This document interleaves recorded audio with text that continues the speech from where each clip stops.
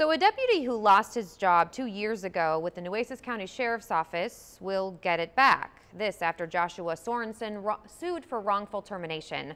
Our Michelle Pedraza spoke with his attorneys about this case and the decision the judge made today. Michelle?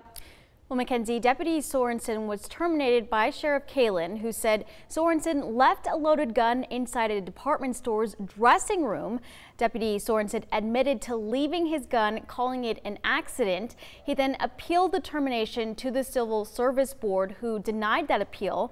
When that appeal failed, Sorensen went to a district court judge to try another appeal. His lawsuit claiming that the board intentionally deleted recording of the first appeal hearing, but the county attorney says it was simply a malfunction of the county's recorder, asking instead for Sorensen to go before the Civil Service Board for a retrial. However, that request was denied. The statute is real clear. It says, look, when you appeal it, you have to have a certified copy of the entire proceeding. And they didn't have it. So they wanted to have another shot at it. And the judge said no. The judge reinstated Deputy Sorensen to work for the Sheriff's Department after 2 years of not being on the force.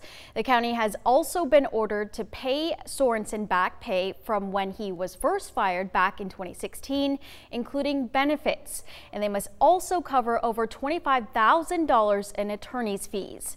The county does have 30 days to appeal this decision, and we did reach out to Nueces County Sheriff Jim Kalin to see what he had to say, but as of news time, we have not heard back yet. Mackenzie. Okay, thank you, Michelle.